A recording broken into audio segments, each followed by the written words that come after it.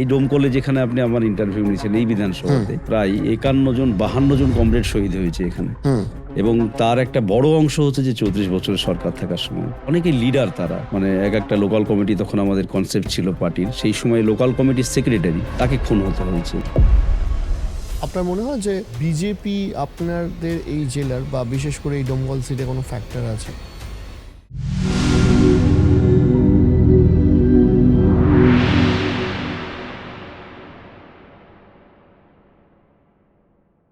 প্রথমেই জিজ্ঞেস করব যে আজকে আমরা এখানে সান্ধ্যকালীন একটা আড্ডা দিতে বসেছি, বহু মানুষ আপনার সঙ্গে রয়েছেন, তারা রীতিমতো ভোটের কাজে এখন আপনার সাথে প্রতিদিন ব্যস্ত রয়েছেন। কেমন কাটছে সময়টা? সময় তো আমার আসলে আমি তো পার্টির হোল টাইমার, তো যার ফলে হ্যাঁ, নির্বাচন মানে একটা লড়াই, তো সেটা আরো মানে বহুমাত্রিক লড়াই এটা। তাছাড়া আমার 365 দিন এইরকমই, মানে আমি সকালে বেরিয়ে আসি বাড়ি থেকে আর রাত্রে বাড়ি যাই। সারাদিন পার্টির কাজই করি, পার্টি অফিসেই থাকে, যার ফলে এটা একটা অভ্যাসে পরিণত হয়েছে। সারাদিন বাড়ি ছাড়া আমার কিছু মনে হয় না। এখন যেটা হচ্ছে যে রুটিনটা তো একটু নতুন হবেই, কারণ যেহেতু নিজে প্রার্থী, সকালে বেরিয়ে আসছি, এই তো প্রচার সারছি, সমস্ত জায়গাতে প্রচার সারার পর আবার এসে পার্টি অফিসে টুকটাক কাজ থাকলে সেটাকে করতে হচ্ছে। করার পর সেই তাও কিছু আবার ম্যান কন্ট্যাক্ট বা ছোট ছোট সভাগুলো, সেগুলো মিট করছি। বলে ঠিক আছে, আমি এটা এনজয় করছি। আপনাকে একটা কথা জিজ্ঞেস করছি, সেটা হচ্ছে যে যে কোনো ধরনের পলিটিক্যাল অন্যান্য পার্টির থেকে কমিউনিস্ট পার্টির একটা ডিফারেন্স রয়েছে। সেই ডিফারেন্সগুলোর উদাহরণ হচ্ছে আপনারা যারা পার্টির হোল টাইমার, এই কনসেপশনটা কমিউনিস্ট পার্টিতেই রয়েছে। ছোটবেলায় যখন একটা বিভিন্ন কেরিয়ারের অপরচুনিটি আছে, আপনি বলছিলেন মাস্টার্স করেছেন, সেগুলো ছেলে কিসের তাড়নায় কমিউনিস্ট পার্টির হোল টাইমার?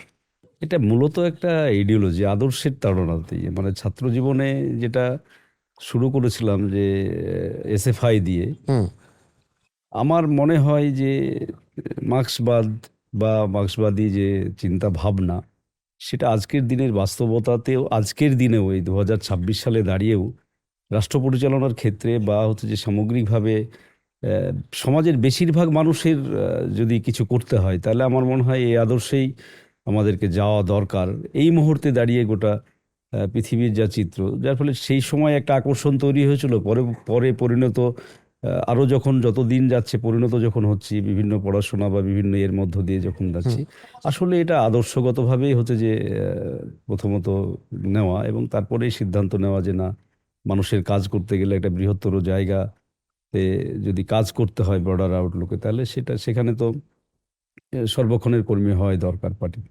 রানাদা, একটা বিষয় আমার কাছে খুব জিজ্ঞাস্য, সেটা হচ্ছে যে বহু জেলার মতো যে ঘটনাটা মুর্শিদাবাদে হয়নি, সেটা হচ্ছে কংগ্রেস এবং সিপিআইএম দুটো পার্টিরই সংগঠন সেই অর্থে এখনো ভেঙে যায়নি। এখনো আপনাদের সাথে বহু মানুষ দীর্ঘদিন ক্ষমতায় না থাকা সত্ত্বেও বেরোচ্ছেন, থাকছেন, কাজ করছেন, যেটা আমি এখানে এসেও দেখলাম। আপনার কি মনে হয় যে এই যে ভোট আসছে, আপনি নিজেও প্রার্থী এইবারে 26-এর বিধানসভা নির্বাচনে ডোমকলে বা সার্বিকভাবে মুর্শিদাবাদ জেলায় কি হতে চলেছে? যেটা আপনি বলছেন যে হ্যাঁ, এখনো যদি সেই তুলনায় দেখা যায় রাজ্যের চাইতে আমাদের মুর্শিদাবাদ জেলাতে মাস বেসে হচ্ছে যে আমাদের এখনো সমর্থক বেশ কিছু বিধানসভা এলাকাতে খুব শক্তিশালী আছে। সামগ্রিকভাবে গোটা জেলার মাস বেসও আমাদের পক্ষে আছে। এটার মূলত কারণ হচ্ছে যে মুর্শিদাবাদের পার্টি, আমরা যখন সরকারে ছিলাম 34 বছর, সেই সময় ভীষণ স্ট্রাগল করতে হয়েছে আমাদেরকে, মানে প্রতিক্রিয়াশীল শক্তির সঙ্গে। এই স্ট্রাগলের ফলে আর সংখ্যালঘু এলাকাতে আমাদের পার্টির একদম মার্চ বেস, যেটা পার্টির নেতৃত্বের যে সংখ্যালঘু এলাকাতে একবারে গ্রাসরুট পর্যন্ত নেতৃত্ব থাকার ফলে এই যে জনসমর্থনের এটা আমাদের এখনো যায়নি।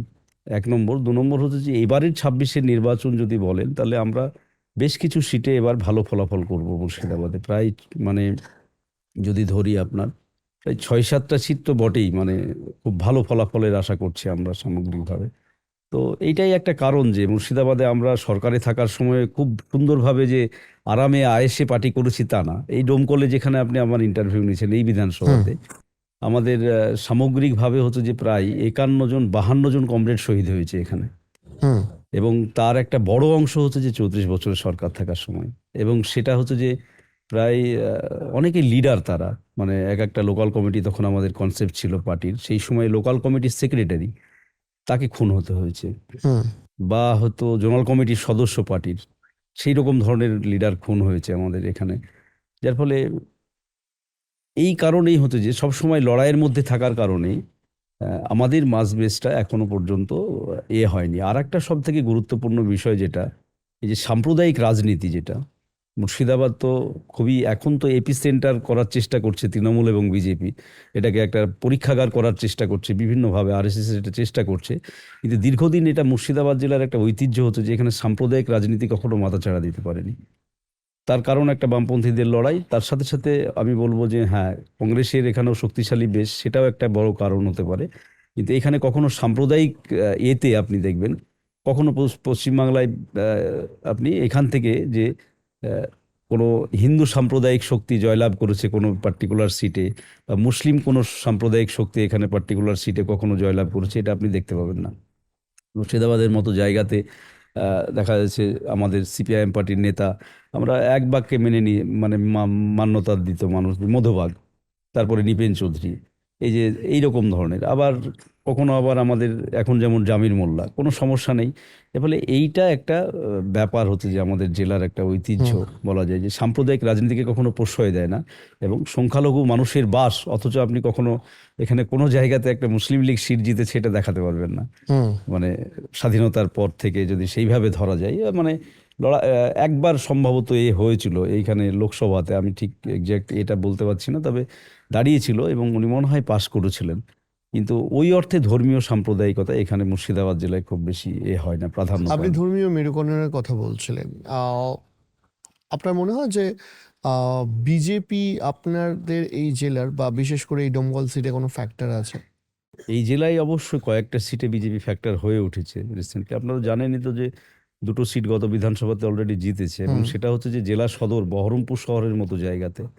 এটা আমাদের কাছে একটা খুবই চিন্তার বিষয়, এবং মুর্শিদাবাদ তার পাশাপাশি হচ্ছে যে মুর্শিদাবাদ সিটে জিতেছে।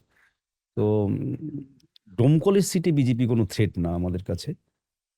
আমাদের এখানে ডোমকলের বৈশিষ্ট্যটাও পুরোপুরি অন্যরকম ধরনের। এখানে হিন্দু ভোটের মেরুকরণ ঘটে না কখনো সেই রকম সেই অর্থে। যেটা পাওয়ার হয়তো দেখা যাচ্ছে 2014 সালে যখন মোদির বিশাল হাইপ হলো তখন হয়তো একটু বেশি পেয়ে গেল, হুম আবার সেটা 21 সালের বিধানসভাতে কম হয়ে গেল, আবার 24 সালের লোকসভাতে কম হয়ে গেল, এইরকম। মানে ডোমকলে বিজেপির সেই রকম ধরনের কোনো নেই আর কি, থ্রেট নেই আমাদের সামনে।